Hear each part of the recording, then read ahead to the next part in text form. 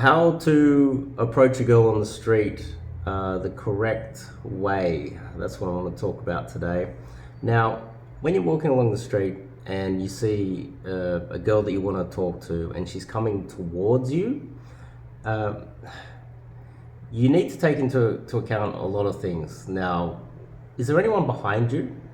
Is there anyone like right behind you that if you try to stop her front on, the people behind you are gonna like have to walk around you and you're going to cause a bit of a scene on the footpath?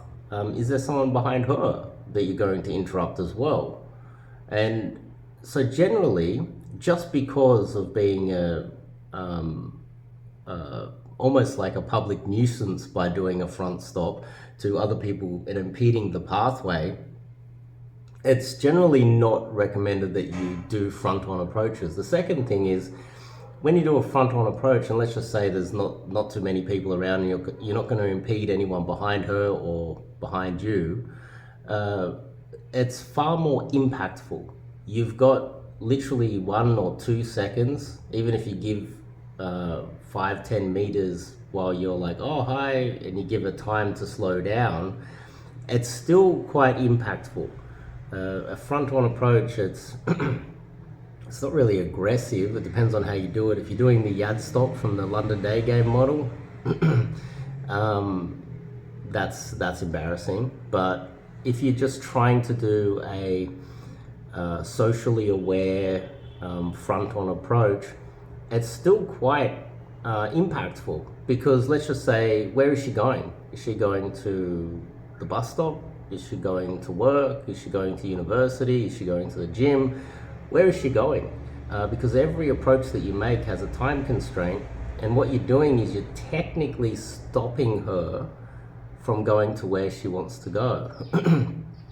And let's just say she's in a rush, then which is the majority of times you will see girls out in public, they're in a rush to get somewhere.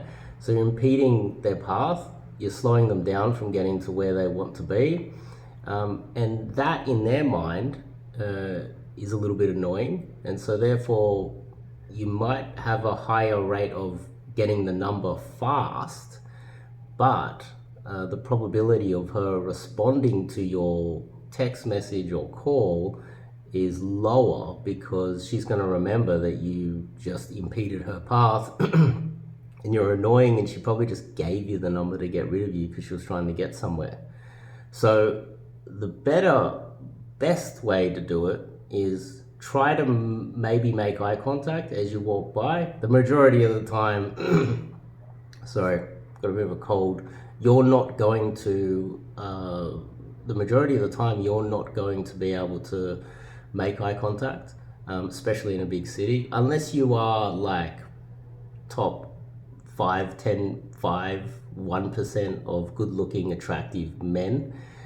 You're not going to catch her eye, and she's not going to be looking at you unless you are that top tier, handsome 25-year-old, 6'5" or above 6 foot, good looking, thin, jacked, big shoulders dude. You're not going to get that look. And so then you let her pass, and you turn around, and you don't just spin around like to draw a lot of attention as if you're chasing her. You just casually turn around, maybe I'll go this way, and as if like, just in case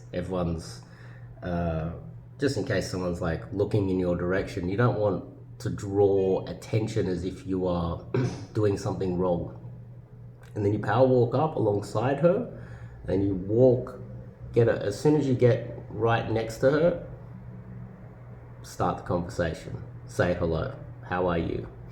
And then you walk and talk, and then at that point, generally, because most of the times in a big city, they're busy, they've got a lot of things to do, you say, are you going somewhere? Are you in a rush to go somewhere?